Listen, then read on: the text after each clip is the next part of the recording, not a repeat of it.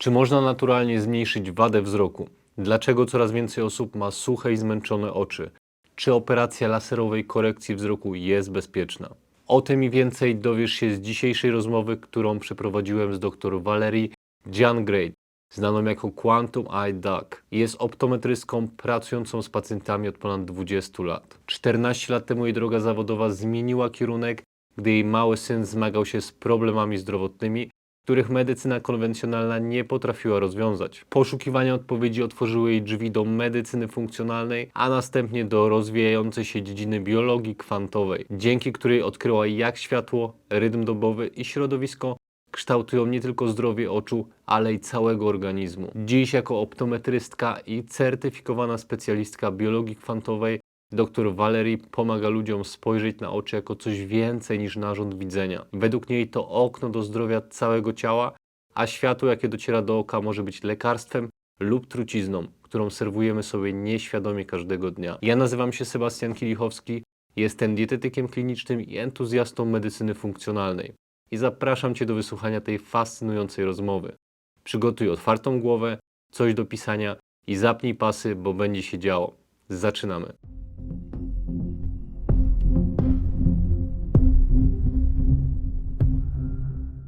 So, Dr. Valerie, are the eyes only for seeing or do they have other functions? The eyes are not just for seeing. The eyes are organs that control the entire body. It's a really big statement to make. But the eyes, the light that gets into our eyes, control every single cell in our body. And again, it's a very big, big statement. But we have cells in our eyes that are telling our brain what time it is. Super important. We have a lot of cells that are not meant to form images, they're actually meant to send signals to the brain. And there's a lot of light that we cannot see. And that light is actually more important to us, to the health of our bodies through our eyes, than what we're actually seeing. Mm-hmm. Okay. So today we spend most of our time indoors under artificial light, but the media tell us to fear the sun. Why don't they warn about artificial light being harmful? What do you think about this? So I, I think it's very short sighted to think that the sun is dangerous and that artificial light has no bearing on our health. The studies are very powerful. If you look into anything about circadian rhythm and artificial light, how dangerous it can be, and I'm just going to explain that a bit. We have cells in our eyes that are wired for sunlight, in particular, for the different wavelengths of sun as the sun rises throughout the day, all the different wavelengths we can absorb, we can process, and we can tell our brain, again, what time it is and how the physiology should work based on what comes through our eyes. And the beauty of the sun is that it has a full recipe of all the wavelengths that we need. It's never just one wavelength. In other words, a morning sun has infrared light, red light, blue light, and it has the whole spectrum. And then as that sun rises, we get more of those stronger signals. We get ultraviolet light, but always balanced by those longer wavelengths. I'll get into that shortly. But what happens with artificial light when we're indoors and we're exposed to these lights that were made more of the modern lights, they took out all of the benefits of the lights. In other words, they took out the parts that get hot, the infrared light, because it's not energy efficient. So most artificial lights, LEDs, screens, TVs, phones, if you look at a spectrum, it's very high just in blue, basically blue light.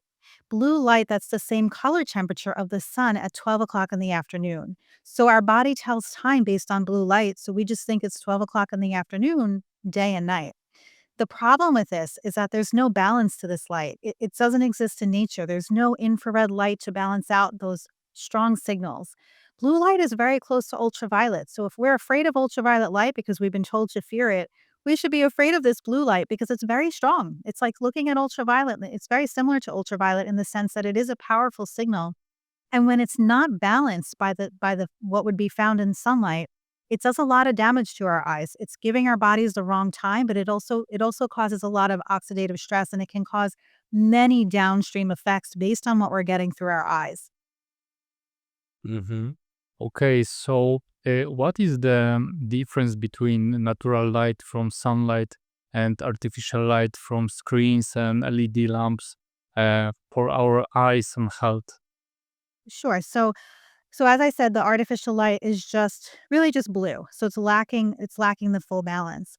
In sunlight, the sunlight is always changing throughout the day. So we can start with sunrise. When the sun is rising, we're getting a ton of red and infrared light. These are very long wavelength signals that penetrate very deeply into our body and into our eyes. And the cells of our eyes, the cells of our entire body require infrared light to actually work. We have all these cells that collect light, and infrared light is very powerful and provides energy for our mitochondrial cells, for our cells to help make us hydrated. It just does a lot of good things for us. And that's always available, especially in the morning.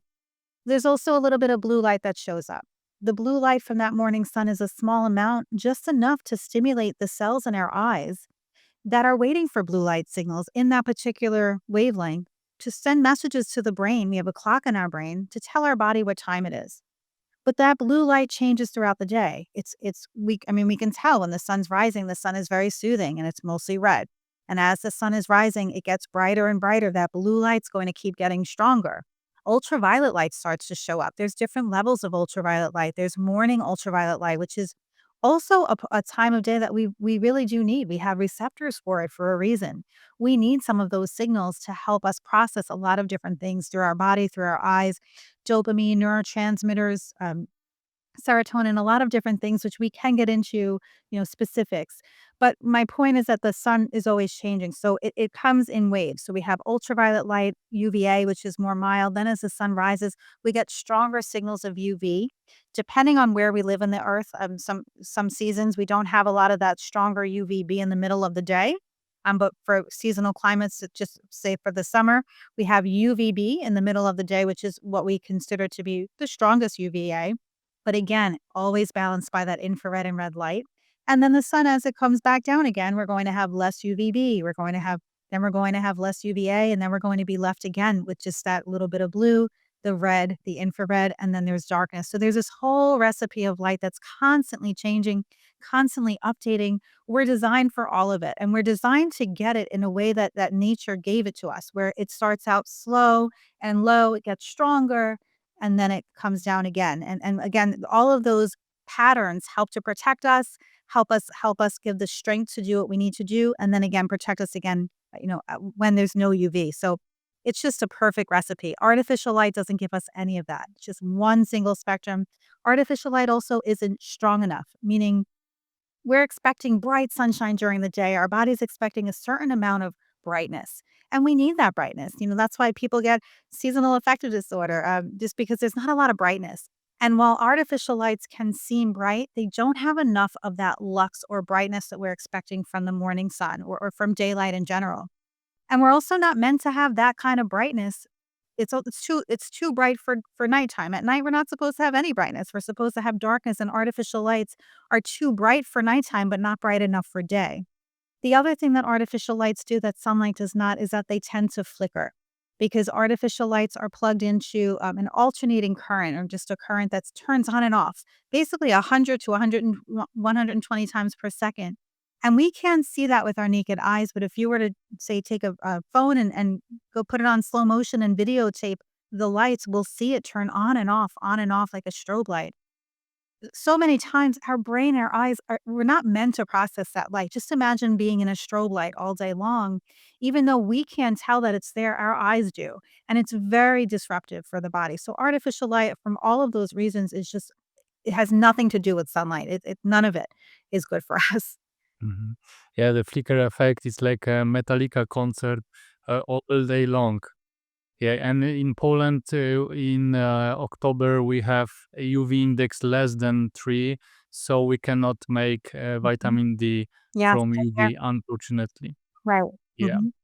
Mhm. So, what really causes dry eyes and eye floaters? And could you explain also what floaters are? Sure. So let's start with dry eyes. What I'm finding, and it's when we have when most of us are sitting in front of screens. So think about our modern world. many people are not outside for sunlight, right? We're not getting our sunrise light. We're not getting exposure to natural light. We're getting so much exposure to this artificial light. We wake up in the morning, we look at our phones, we turn on our lights. We're sitting indoors on screens all day. We're getting lights at night. Those lights dehydrate our body automatically. They cause oxidative stress.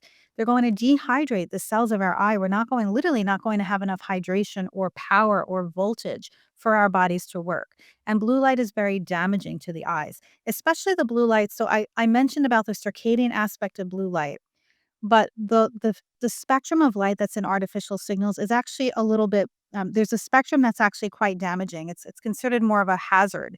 It's a little bit less than the 480 nanometers that we think about with circadian rhythm. It's more around 450, 455 nanometers. And this light has a lot of power. Like I said, it's close to ultraviolet in a sense.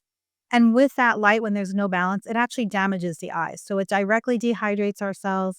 It creates damage to the retinal cells. It does a lot of different things. So dry eyes in particular, I'm finding even more and more lately that when we're exposed to these signals, there's no other choice than to have dry eyes because we're staring at screens, we're not blinking, our eyes are literally getting dehydrated.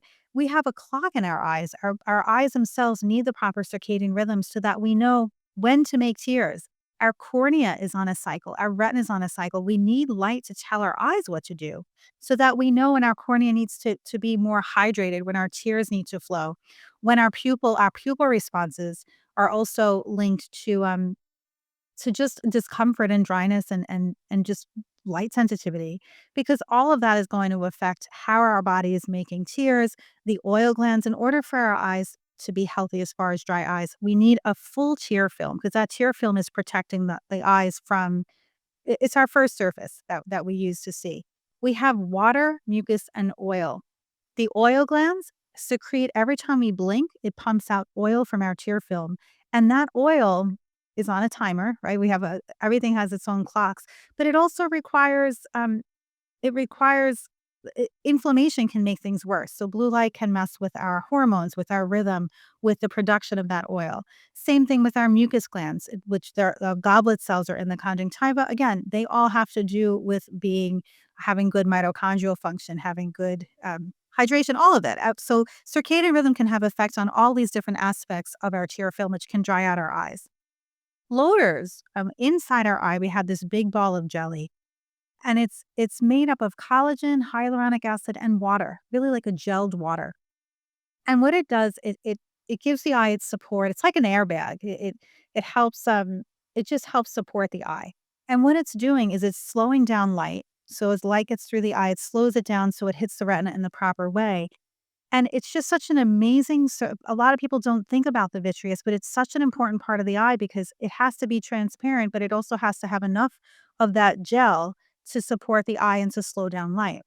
Now that collagen and that water and that hyaluronic acid can easily become dehydrated, especially if we're exposed to these high energy signals of light without any balance. And what can happen is that's the surface, the gel will the water starts to separate from the hyaluronic acid, or I should say the collagen can break apart from the hyaluronic acid. And now you're left with these clumps of protein that are very liquefied and they're no longer gel. They're no longer structured because we're losing the proper signals of light. And what happens is now you have these shadows floating around like a snow globe in that jelly, and you can see them as floaters or shadows in your vision. So while floaters can happen over time, a lot of times we consider it more of an age-related change because things do dry out over time. But I'm seeing floaters in all ages. Kids have floaters. Like it's just amazing how many people have floaters. And again, it's because the jelly is getting dehydrated. And to me, if we are exposed to these high signals of light that have nothing to do with sunlight, and we're not getting those balancing long wavelengths and not getting the hydration we need, we are going to get more floaters. So I think our modern world has really created an uptick or an aging process that's helping us get these conditions a lot earlier than we should. I mean, kids have dry eyes these days. Dry eyes used to be kind of an older, usually we associate dry eyes, floaters, all of these conditions with aging, but we're seeing it in much earlier, very, young populations as well, especially, all of us who are on our phones and screens all day. It's creating a lot of problems. Okay. And the modern world propose what? Eye drops for the dry eye? Yeah, I know eye drops, there are certain drops that we can use. Artificial tears sometimes we recommend, but they're only a Band-Aid. They're not really helping. They can help you feel better for a few minutes. Sometimes there's steroids that reduce inflammation. Again, it's not really a fix. It's just helping with symptoms. There are other medications that actually act like immunosuppressants because again, it's an oxidative or it can be an immune system overload or inflammation. So basically a lot of these medications or eye drops are just cutting down the immune response. Do we really want that as it's not really a cure, but it does make people feel better. But why is it making people feel better? It's because the system is on overload. Our immune system is overactivated. Our cells are inflamed. There's so much inflammation that an anti-inflammatory will help us, but so would getting proper signals of light, being properly hydrated, doing all the things, being connected to nature does help. It goes a very long way in helping with dryness. Mhm. So, what is the real solution for this problem? Because I think most people cannot um, lose a job, move to the forest, and watch on sunrise. Yeah, they need to work and pay bills. So, what is a solution for this kind of people? That's a great point. Obviously, yes, we do have to work. So if the first thing we need to do is just really try hard to get that morning signal of sun, morning sunrise, and even that UVA rise about an hour after sunrise. So if you happen to be driving to work, a lot of people say, I'm already driving to work. I can't get outside. Just crack open the window. You're going to get those signals. You want to try not to wear your sunglasses. Don't wear your sunglasses at all at those morning hours because sunglasses will block the signals that we need. If you wear contacts, you have to be careful because contacts can also block those signals as well for talking about that UVA rise, which is very important to a lot of these things that I'm talking about. So we want to try to get those morning signals. We don't need an hour outside every morning. I mean, do the best you can. Once you get to the office, you want to make sure that you're surrounded by lights that are more that are more natural if you can. What I do, because I'm in an office 3, 4 days a week and the lighting is horrible. So I will wear these blue light blockers when I'm in the office, and this will block about half of that damaging light. But I also make sure that I have circadian friendly lights with me. I have an incandescent bulb that has infrared light with it. I have other types of bulbs that are from different companies that are circadian friendly. I try not to use some of the overhead lights as much as I can and try to just use these circadian friendly lights. Try to take breaks, just get outside, these little sun breaks throughout the day. You want to make sure you're moving and you're blinking and you're staying hydrated. When you're looking at a screen, keep looking away. Anytime we look close, we're not blinking when we're looking at a screen. Blinking really does help. So we want to look away, move our bodies, don't keep our eyes just in one position for too long. Those are the things that can help. At night, you want to block all of that blue. So if you do happen to be on a screen at night, you wanna make sure that you're blocking what you're wearing, Sebastian. Yes, exactly. You wanna block all of that blue. There's other programs, there's iris technology, there's different screen programs that you can use, but anything that you can do to try to block the harmful artificial signals goes a long way, and to try to keep getting outside if you can. Even if it's for 30 seconds, like, as much as you can, it can go a long way. Mhm. You mentioned healthy light bulbs. Do you mean full spectrum light bulbs? Yes, full spectrum light bulbs during the day would be fantastic, and there's, different companies that make them. Full spectrum is going to be the best option. Definitely. Okay, so my next question is could you explain how specific wavelengths of light affect our eyes, vision, and general health? I mean, mainly UVA, UVB, 380 nanometers, blue light in the range of 415 to 450, cyan light, 480, and of course, red and infrared light. Okay. Sure. Let's start from the beginning I'll just go with the sun this way I can do it from that aspect. So, red and infrared light have a very long wavelengths, as I mentioned, and those long wavelengths of light penetrate very deeply. And our mitochondrial cells, our energy cells, have chromophores or proteins that collect light that are going to absorb infrared light in particular, red and infrared light. And when they absorb that light, we're actually going to make more energy. We're going to make more ATP. We're going to make more water. Water that gets made by our mitochondria turns into a battery. It's actually very important to stay hydrated, and infrared light helps us make that hydration. So it actually powers up those energy cells. It provides water, and in the retina, in the eyes in particular, there's so much energy that's needed to process light constantly, right? We have so much processing that goes on that the eyes themselves have a very extremely high level of mitochondria. So we need to power up those cells. So that's why you'll hear stuff about red light therapy, things like that, because red and infrared light are such healing, long, anti-inflammatory wavelengths that we physically need. The other thing that near infrared light does, there's different parts of the infrared spectrum, but near infrared light in particular will help our mitochondrial cells actually make melatonin within those cells. And melatonin we think of as our sleep hormone, but melatonin in general is an anti-inflammatory. It's one of the best antioxidants that we can make inside of us. And near infrared light helps our own cells, our own mitochondria make it so that all of the oxidative stress, all the inflammation that happens from processing all this light can be dampened or actually help prevent inflammation. So it's like an anti-inflammatory, like taking an antioxidant just by getting near infrared light. So that's super important. And that's always available in sunlight. So as soon as we're outside, we're getting those signals. Blue light. So let's start with 480 nanometers. That's a cyan, that's sky blue. That's going to stimulate melanopsin. Melanopsin are photoreceptors in our retina.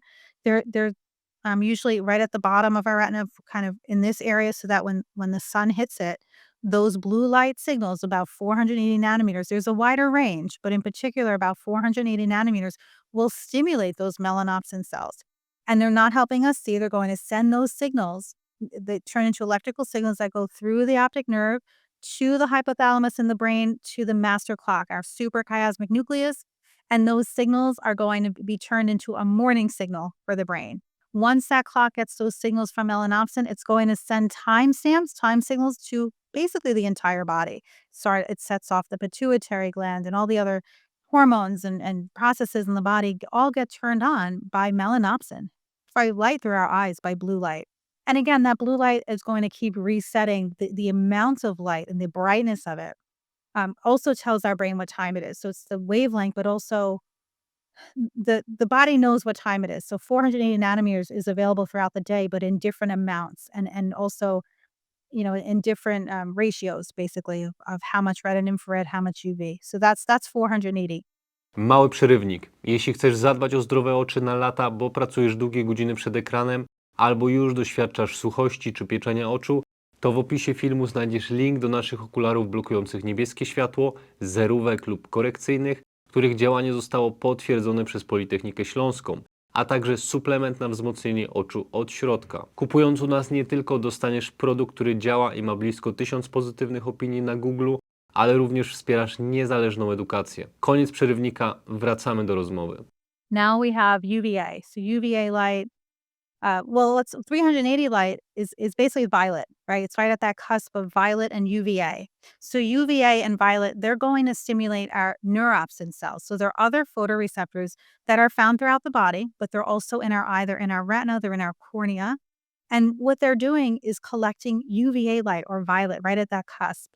And when neuropsin collects that light, it's actually going to help the local circadian timing of the eyes. It's going to help with our dopamine signals. It's going to help with serotonin. It's going to help optimize neurotransmitters also that for the entire body. So we have different amino acids that get activated, like tyrosine, which turns into dopamine. It helps optimize melanin. It helps optimize thyroid hormones. And we also have tryptophan, which turns into serotonin. And we need to optimize serotonin because that's what gets turned into melatonin at night. But neuropsin itself also helps again with those local circadian clocks in the eye. The eye has different levels of retinal dopamine and retinal melatonin. Retinal dopamine during the day is how it helps keep our eyes activated so we can process as much light as we can during the day. And then retinal melatonin helps us process light at night, helps us repair. So there's cycles going on within the eye itself that neuropsin helps to control. The other thing that UVA does, violet light, the 380 light, has been found in research to help with myopia control. It helps decrease the genes that cause myopia. That UVA light is also really helping again with that dopamine, and dopamine again will help prevent myopia. So even it's pretty well known that sunlight helps reduce myopia or being nearsighted. So UVA light also will help release nitric oxide. Nitric oxide gets released from our blood cells, our blood vessels in the skin and our eyes. And what that does is it dilates our blood vessels and it helps increase nutrient delivery. I mean, it's just amazing. If you imagine the blood vessels dilating, then more nutrients, more oxygen, more energy is going to get to the cells that we needed to. So by getting those UVA signals, we're going to lower our eye pressure because nitric oxide again is going to just help us lower eye pressure. It's going to help us get more nutrients. And and even though we tend to fear UVA or UV light in general, it is always balanced by that infrared. So anytime there's any kind of possible inflammation from those stronger signals, infrared is there to balance that out. And that's really key. That's the most important thing that we have to remember. So we have UVA, nitric oxide. The other thing that Sorry, yeah, sorry, because I have so many questions about that. You talk about UVA. You are optician, yes, and you recommend UVA in our eyes. For me, it's unbelievable because here in Europe, in Poland, there are so many opticians that tell us we should avoid UV at all cost. And I know that in our eyes we have aromatic amino acids like a tryptophan, phenylalanine that produce neurotransmitters. Yes, yeah, from that light. yeah. So this is why we need UV hitting our naked eyes, and this is why we need to go outside. Yes. Yes, yes, and it is. It's a very hard conversation to have because of what we've been told about UV. So I am not saying that we should stare at the sun. That's not the point. The point is if we're outside around the time when UVA is available, we're going to get those benefits. And we're not going to get those benefits if we're wearing sunglasses. Now UVA is a weaker signal. It's not what we think of in the middle of the day. That UVA is I'm talking about morning sunshine and again, balanced by infrared. We have UVA receptors for a reason because we physically need those signals to do so many things. It's also going to connect to something called POMC, which is a big protein. It's a big protein in our brain. It's throughout the body. But what it does is it breaks up into different metabolites. It breaks up into different things that we need, and it's powered by UV light. Even some blue light can trigger, the cortisol. That's how that cortisol works in the morning. When I forgot to mention, blue light is going to trigger that 480 nanometer light, triggers the SCN. One of the main things that it does is help our body start making cortisol, and that's what wakes us up. We want cortisol in the morning. We need that energy, so that's a good thing. But anyway, that POMC is going to break up into so many different metabolites that make us happy, beta endorphins, metabolites that help us upregulate melanin, which is really powerful and protective and does so many things. It helps us with our metabolism. There's different metabolites that help with fat breakdown and mood and neurotransmitters, so many different things, all based on UV light through our eyes. So when we're never getting those signals, we're losing out on so much. The other thing that it does because it helps, regulate again that dopamine and serotonin, those neurotransmitters, it also helps optimize melanin even in our eyes. So melanin is really important and it's not a lot of the research is like says that you really can't make more melanin in the eyes, but you can optimize it. You can like melanin does break down over time. So when we're getting those UV signals, I think we're helping to stabilize it. It's not going to break down. We see a lot of breakdown of melanin in diseases, and I see it all the time. You can see it just looking at the retina how melanin changes. Um, there's dropout of melanin. There's different areas where melanin migrates, and it causes a lot of problems when it starts to be, when it starts to go away. So I feel like UVA will help to stabilize that as well in the eyes. So yeah, very important. Again, not to stare at the sun, but we really do need those signals, especially in the morning. Mhm. And You then mentioned, yep. yes. So I think the next one was UVB, right? So now we're talking about UVB. Now we're talking about those strong signals that we associate with vitamin D on our skin. When UVB hits our skin, we're basically taking cholesterol and turning it into many, many metabolites of vitamin D, not just the vitamin D that you think of from a blood test. Tons of metabolites. The body knows exactly what to do with it. But what's interesting now, UVB doesn't get into our retina. It doesn't. It actually gets absorbed by the cornea and the lens. UVA, just to backtrack, also only about 3% of UVA gets to the retina. So we're not talking about much. Most of the UVA does get absorbed by the cornea and our lens. And we only need a tiny bit. And it depends on our age as well. Sometimes that UVA does go down if our lens gets a little more cloudy over time. But we're not talking about much. We just need these little signals of UVA. That's how amazing that light is, and it does so much. But UVB, none of that gets to the retina. It's actually the wavelength is too short. It gets absorbed before it reaches the retina. But it still has powerful effects when we get some of that in our eyes. There was a study by, I want to say, Harry Moto, when they shined, I think it was in mice or rabbits, but when they shined UVB light onto the cornea, they found metabolites of alpha MSH or melanin in the skin because of the UVB in the eye. So it's very important that our eyes have the same signal as our skin so that the brain knows what time it is and we can help to regulate our ability to handle these stronger signals of light. Now, this part of the sun, the UVB, we do have to be very careful. Everyone comes from different parts of the world. We all have a different amount of melanin in our skin. We all have different ability to handle sunlight. So this part is not, I'm not saying everyone should go out and spend hours in the sun and never wear sunglasses. That's not my point. My point is that we do need some of that UV signals as long as we're safe and there's ways to do it safely. But I think it's very short-sighted to think that we have to block all UV all the time. If we're constantly wearing sunglasses, our brain thinks it's nighttime. We're not getting the proper signals. It's very confusing for the body, um, and it can cause trouble. So, even if minutes here and there, just pulling things down. Again, it does depend on the body, depends on our eyes, depends on how much sun we get, our lifestyle. A lot of different factors there. But my point is, we do need these signals. Yeah, so today when we go at the beach wearing sunglasses and our eye don't get UV, so POMC, propionmelanocortin doesn't work, alpha MSH doesn't release. So this is a problem for our skin and we get burned. Yeah. Yeah, definitely, you can definitely get burned more. When I'm at the beach, I spend a lot of time at the beach. I like to wear once I've gotten my fill, when I think I need enough vitamin D, I use different apps to help me, to kind of figure out when I've had what I think is my maximum tolerance. I put on a hat and I go under an umbrella. Shade is great. Like, you can still be in the shade and get these benefits. So it's not that you have to, hide from the sun. I think hats are really useful.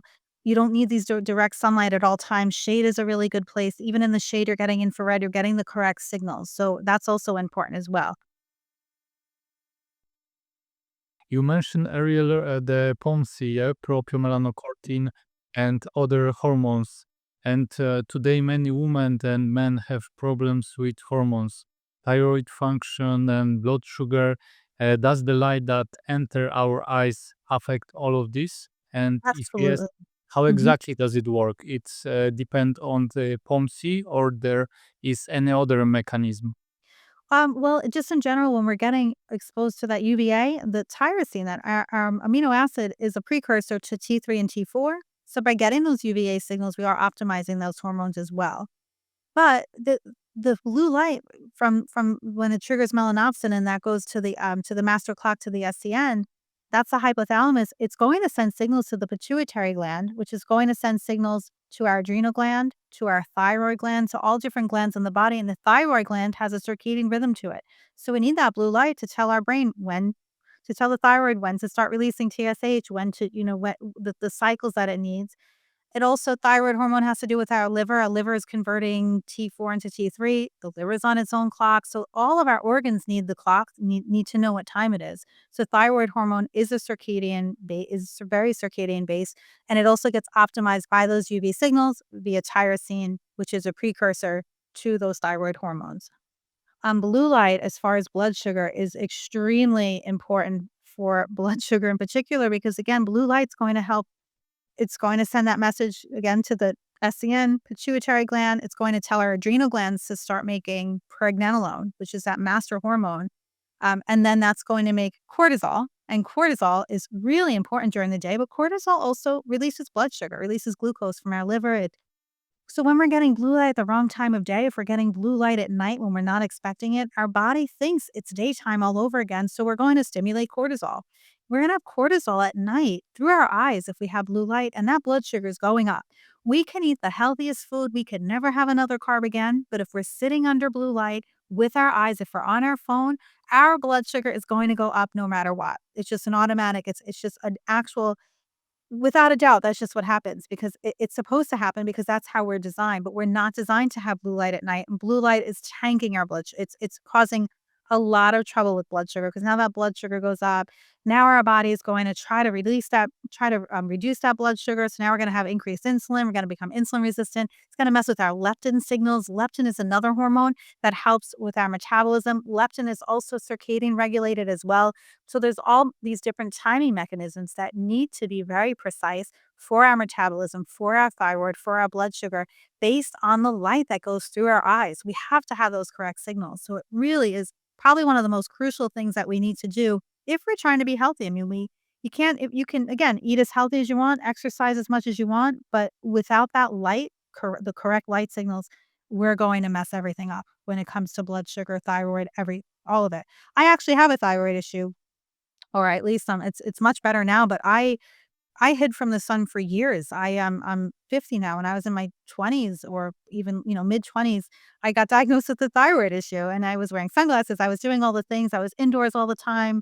I did so many of the wrong things and my thyroid tanked and I ended up having to go on thyroid medicine for, years and years. And I know that a lot of that had to do with my poor circadian lifestyle.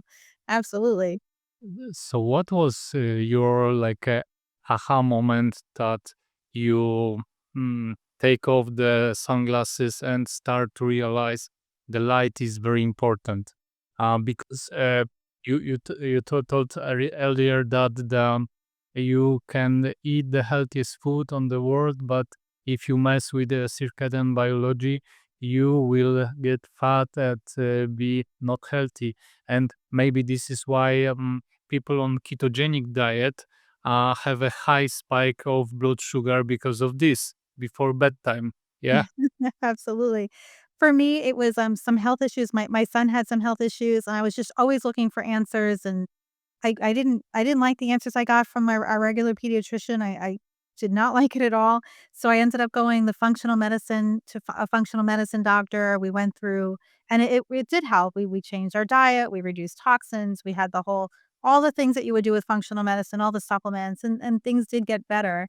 But I ended up getting kind of a like fibromyalgia. I was just exhausted. My body hurt. So I looked for my own doctor. And when I went to him, functional medicine, he told me to get more sunlight. And I saw that he followed Cruz, and that started where I started to just learn everything. And it just changed everything at that point. My whole family does all the circadian stuff with me. And I started to see with patients that when you start asking lifestyle questions, you realize so many people have a poor circadian lifestyle, and most of those people will start to develop a lot of different eye conditions if you start to ask the right questions. So, yeah, it was just an amazing change that happened, and now you can't turn it off. You can't go backwards. Once you know, I just have to tell everybody about it. Yeah, this is why I invite you on a podcast because we need to tell everybody about circadian biology. Um, and every evening, I put my phone in another room and read a book in my bedroom under a red light. People are often shocked because they think red light might be dangerous for the eyes. Is there really a reason to fear a red light at night? No, so if you're using red light as an ambient light, as long as it's not too bright and not right in your face, because any kind of bright light, blue light is what will definitely set up Like the this? melanopsin. But yeah, red light like that, ambient light, that's fantastic because first of all, it's lower than eye level. It's not going to be bright enough to stimulate your pupils because that's something else we have to worry about. If the light is too bright, we can actually stimulate our pupils so the brain thinks it's daytime. But red light's not going to trigger melanopsin, so we don't have to worry about it. As long as it's not, again, not too bright. I wouldn't recommend doing any red light therapy with an actual panel at night because it's too bright at night, it doesn't make sense. But as an ambient light, I think that's fantastic. It's I do the same thing. I do the Mm, same thing. okay. Mhm. So if you had a vision problem, would you have a LASIK eye surgery? So so with LASIK, it's very interesting because people who have a very high prescription and can't see their, clock on their nightstand, um, there are people who have had success with LASIK and who like their results. But I do wanna mention that people who are looking to get LASIK, we have to be aware of what the potentials are with LASIK and what can be happening. Um, First of all, LASIK is going to take your prescription and prescriptions tend to change, right? So usually with LASIK, if someone wants LASIK, we say you have to be stable for a year or two.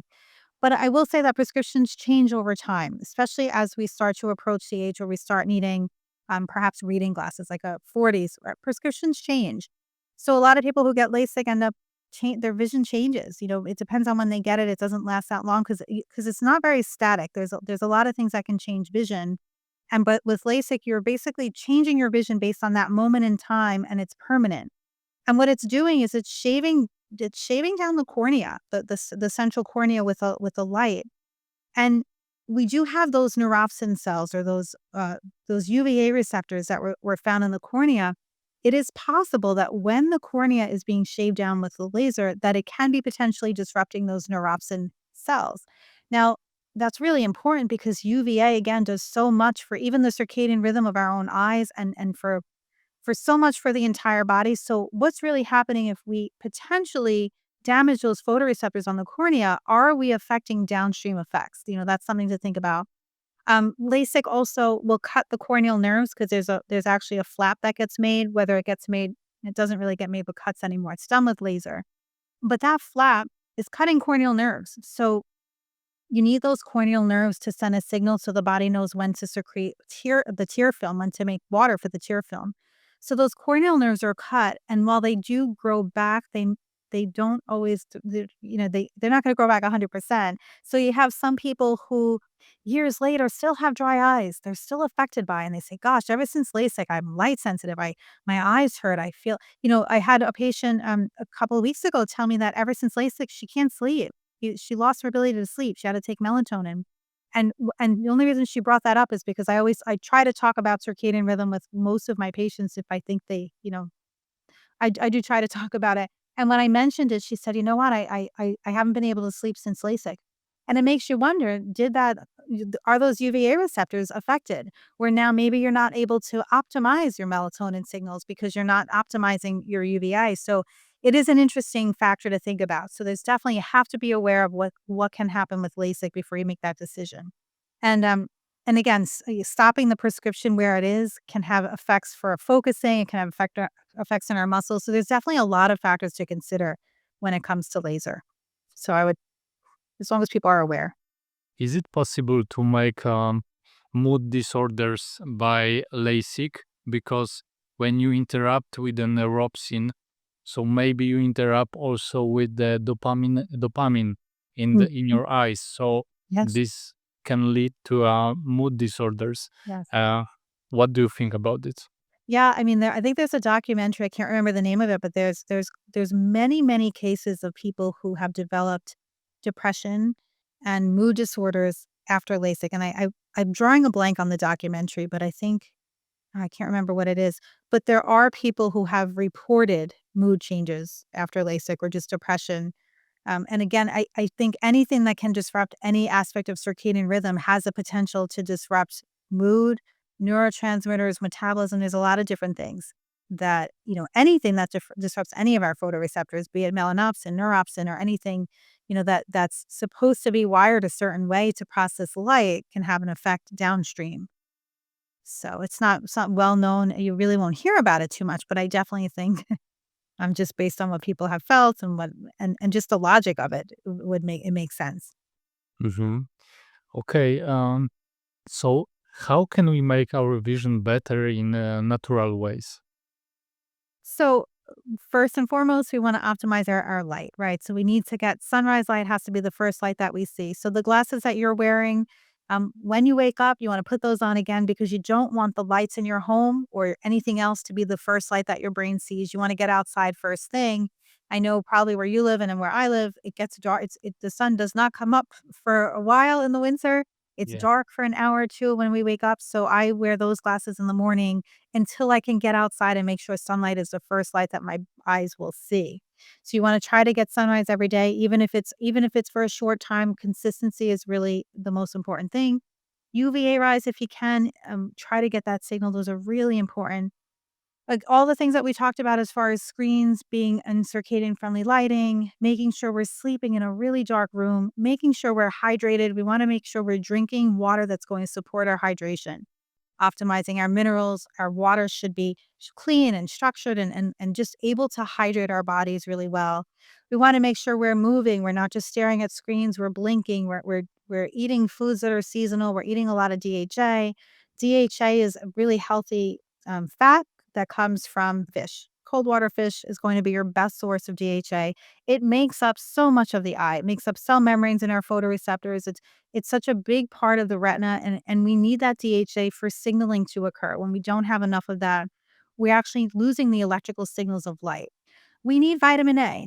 Now blue light can actually create a toxicity of vitamin A in our eye, which is a whole other story. But vitamin A is needed for vision. But we want to make sure we're getting adequate vitamin A from our diet.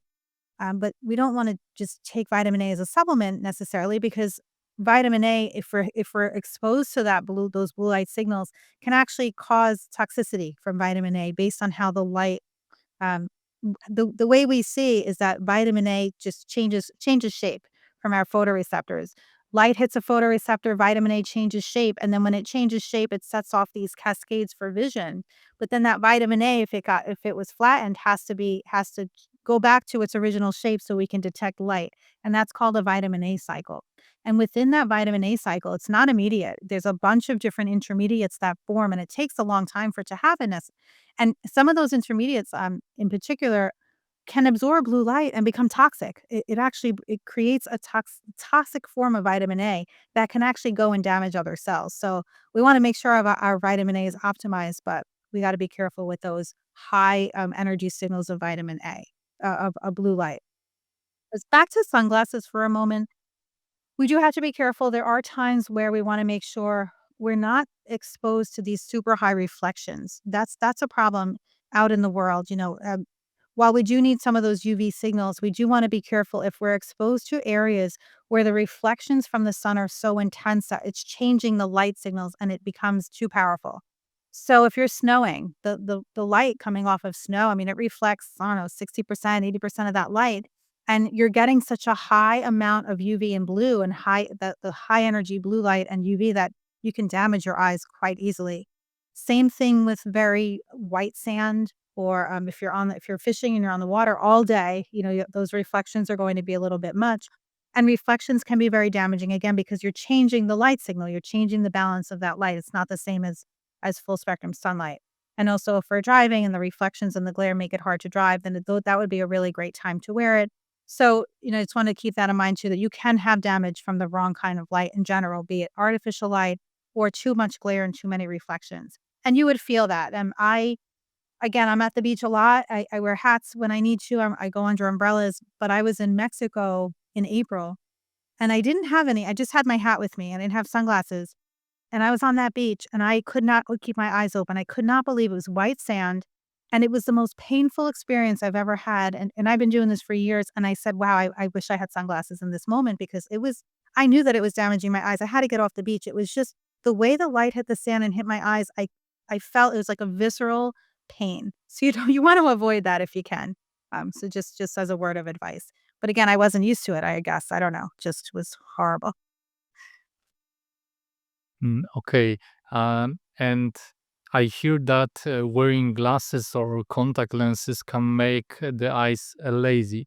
Let's say I have a small prescription, like minus a half or minus 0.75, and I can still see quite well without glasses or contacts. Should I wear them? That's a great question. That's my prescription. I'm a minus 0.75. I only wear them if I am driving at night and I don't know where I'm going. Because here's what happens when you're nearsighted, and this is more for people who are nearsighted, because when we're nearsighted, the glasses that we have are supposed to help us see from distance. We call it infinity, looking very far away for light to focus where it's supposed to. The glasses are going to help bend light to focus onto the retina for distance. But the problem with wearing glasses that are meant for distance and wearing them all the time, especially for reading, is that there are different things that happen when we look at things up close. And again, most of us are on screens and phones for such a big part of our day, our world. We read a lot, we do all these things. Every time we look at something up close, our muscles, our lens has to get bigger, has to contract like a camera. It just has to focus. And to do that, we have these muscles called ciliary body muscles that have to make a fist or have to contract so that the lens can expand to help us focus light up close. When you're nearsighted, it's almost like an adaptation because when you look at something up close and you're sighted for near, you don't have to focus as much for reading because you already can see it a little bit better without your glasses on because light is going to focus a little bit easier without you having to do all that work when you're nearsighted. When you put your glasses on to correct you for being nearsighted so you could see in the distance, now you have to focus through that prescription all over again. So it's almost like you're just restarting. Your muscles have to focus harder through glasses that are meant for distance when you wear them for reading. And when those muscles have to focus so much, the brain says, well, I don't really feel like focusing so much. I can't focus. I can't sustain this focus. So let's just become more nearsighted. Let those eyes grow a little bit. Because when you become nearsighted, you don't have to focus for reading. And what can happen is your eyes get worse. So now you become a little more nearsighted and it makes it so much more comfortable to read. But then when you look up, things are blurry. So you go to the doctor and you say, I can't see. My distance vision is blurry. So what'll happen? You get a stronger prescription for distance to help fix that nearsighted prescription. Now you have a stronger prescription. You're going to read through them again, and the body's going to do the same thing. Why should I focus? Let's just become more nearsighted. And that cycle keeps going. So it's really important not to wear a distance pair of glasses for reading or to wear something weaker for reading if you need to. If you're a minus 0.75, you don't need them for reading. You don't need them. Like I said, I will only wear them if I'm driving at night because I feel like I could see otherwise. So that's a pretty mild prescription. Most people have more of a prescription than that. So you have to see, like, base it on safety. But I have seen some big improvements in nearsighted prescriptions in people who wear a different prescription for reading, a much weaker prescription, and who do their circadian rhythm, who get the sunlight. I see improvements all the time. So, Okay. Uh, are children more sensitive to artificial blue light than adults? And if yes, why is that? yeah, absolutely. The lens in our eye is made up of crystalline proteins, and it's just this. It's a very clear. It's the eyes are so amazing the way it's made. It's just everything's transparent. There's no blood vessels along our line of sight. So the way our lens is made is we have a epithelial layer with mitochondria, and it's making these crystalline proteins since birth, right? Since we're in development, and those crystalline proteins are with us for life, and they can get oxidized very easily, or that's how we get cataracts. So it's usually considered an aging disease, right? So when we start hitting middle age, those crystalline proteins will get yellow. They'll turn yellow, they'll get oxidized, they get a little bit thicker, and they're going to decrease the amount of blue light that gets into our retina. When you're a kid, those lenses are clear as can be. You're going to get much more blue light getting to that retina. Blue light penetrates very deeply because it's like UV light. Like I said, a lot of that gets absorbed by the lens and the cornea, but blue light doesn't. It goes right through. So you are going to be much more susceptible to much more blue light as a kid as you are as a 70-year-old versus a 10-year-old or a 5-year-old. So blue light is really damaging for kids, especially because it's just penetrating so well and so deeply. It's just oxidizing and oxidizing and oxidizing those cells in our macula and our retina. So yes, that's more damage as a kid. Okay. Can we summarize what is the best schedule for people working 8 to 10 hours in front of a computer in the office? Summarize the best things to do. What do you, Yes, yes. I mean, sunlight in the morning. What to do in the um, office? Yeah. right. So again, sunrise every single morning.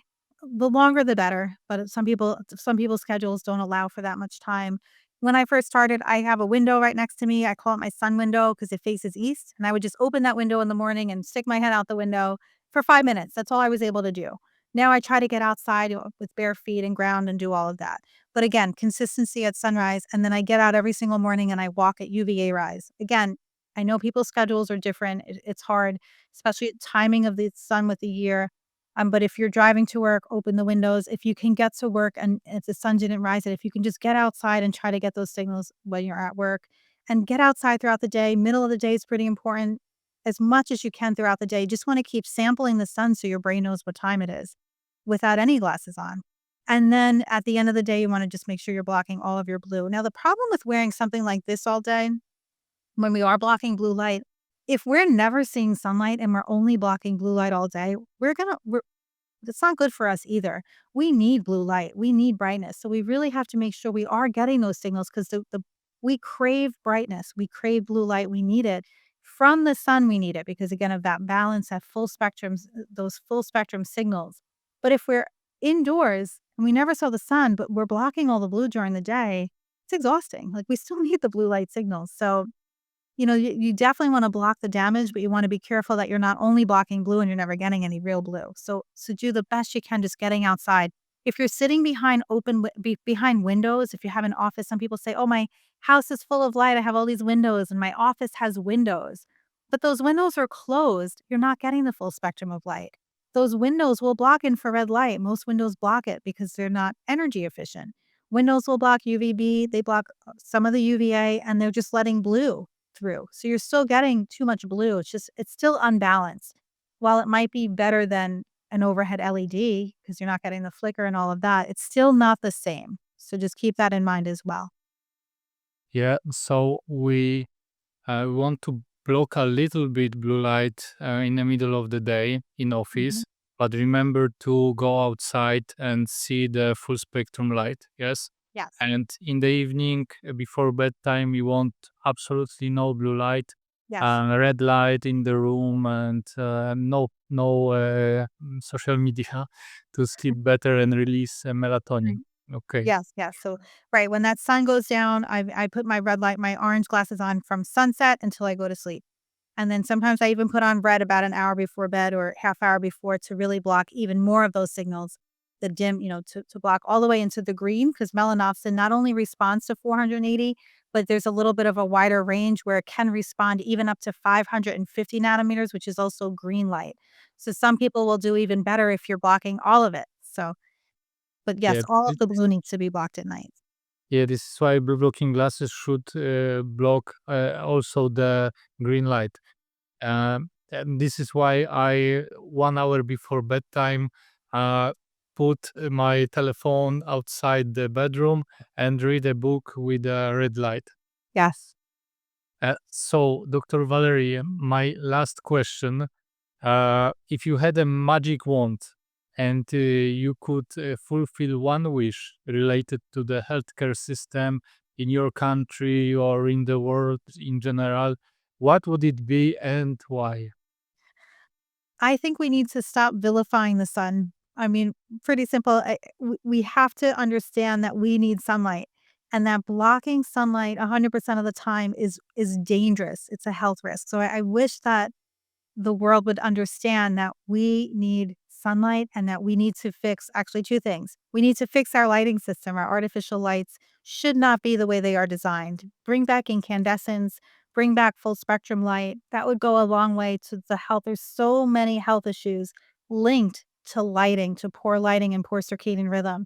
And if we could fix those indoor lights, and if we can understand that we promote healthy sun exposure, especially in the morning, it would go a long way if everyone wasn't so afraid of sunlight, because there are healthy ways to do it, and we need it, we crave it, we're designed for it. Oh, I hope the government uh, will hear our podcast and make a change. Thank you so much for this fascinating conversation. It was a real pleasure having you on the podcast. I hope we get to talk again in the future. Thank you, Sebastian. I appreciate that. I enjoyed it. Thank you. Thank you. I to by było na tyle. Jeśli rozmowa Ci się podobała, to koniecznie daj łapkę w górę, napisz komentarz, co sądzisz o tym, co powiedziała dr Valerie oraz, co ważne, wyślij ten materiał do znajomego lub znajomej, która chce zrobić laserową korekcję wzroku, bo fajnie, żeby była świadoma tego, co zamierza zrobić. Zasubskrybuj też kanał, aby nie przegapić kolejnych treści. Do zobaczenia w następnym materiale. Cześć!